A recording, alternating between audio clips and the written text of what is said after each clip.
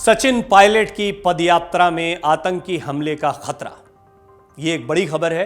Pilot की सुरक्षा के लिए सीआरपीएफ की तैनाती की गई है और डीजीपी को भी कड़े सुरक्षा निर्देश मिले हैं। राजस्थान में अपनी ही कांग्रेस पार्टी की गहलोत सरकार के खिलाफ भ्रष्टाचार और पेपर लीक के मुद्दे पर जनसंघर्ष पदयात्रा निकाल रहे सचिन पायलट को आतंकी हमले का खतरा है।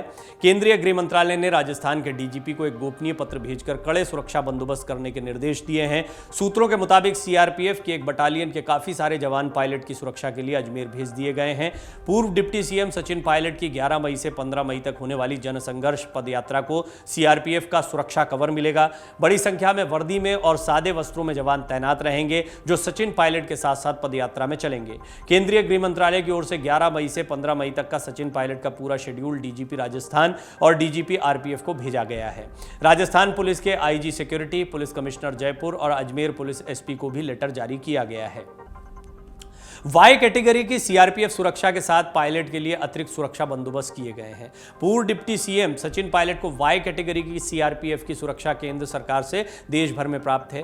राजस्थान पुलिस डीजीपी और तमाम संबंधित आला पुलिस अधिकारियों को सचिन पायलट की सुरक्षा को लेकर सीआरपीएफ का पूरा सहयोग करने को कहा गया है। पत्र में कहा गया है कि सचिन पायलट की सुरक्षा को कई आतंकी संगठनों से थ्रेट है, यानी खतरा है, इसलिए उनकी सुरक्षा के लिए केंद्रीय गृह मंत्रालय की गाइडलाइंस के अनुसार कड़े सुरक्षा बंदोबस्त किए जाए। डीजीपी आरपीएफ को भी पायलट की रेल यात्रा की सुरक्षा के लिए कहा गया है।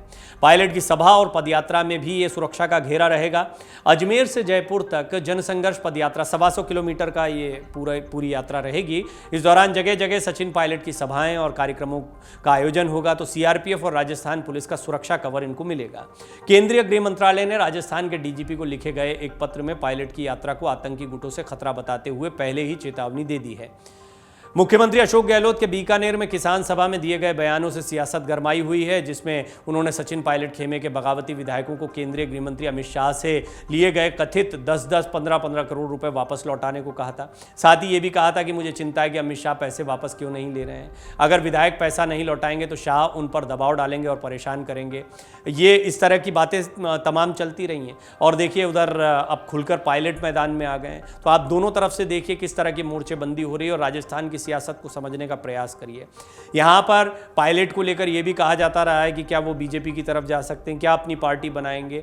और उन्होंने जो जनसंघर्ष यात्रा निकाली है उसके पोस्टर में उन्होंने सोनिया गांधी को रखा है। हालांकि यहां पर राहुल, प्रियंका, खरगे कोई भी नहीं है, ना ही पार्टी का चुनाव चिन्ह है, लेकिन सोनिया गांधी को उन्होंने अपने नेता के तौर पर माना है। और इसमें महात्मा गांधी और अन्य जितने भी देश के बड़े बड़े चेहरे हैं उनके साथ में सोनिया गांधी का चेहरा भी लगाया है।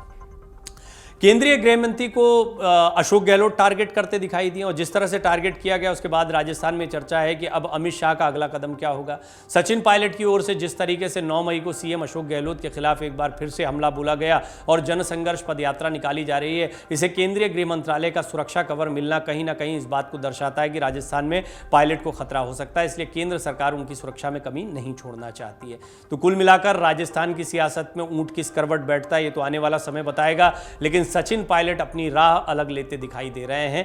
पार्टी के शीर्ष नेतृत्व या किसी अन्य की कोई प्रतिक्रिया अभी नहीं आई है। इसको अनुशासनात्मक कार्यवाही के अंतर्गत लिया जाएगा, नहीं लिया जाएगा, यह भी स्पष्ट नहीं है। लेकिन एक बात बहुत साफ है कि सचिन पायलट अब आर पार के मूड में है। और एक बात यह भी बहुत साफ है कि सचिन पायलट यदि कांग्रेस से जाते हैं तो यह बहुत बड़ा झटका होगा। लिहाजा कांग्रेस का शीर्ष नेतृत्व भी उनके इस विरोध को, उनकी इस यात्रा को हल्के में नहीं ले रहा होगा। मन से उजाला कर चले, मन से उजाला कर चले, एक अमर उजाला कर चले, उजाला कर चले।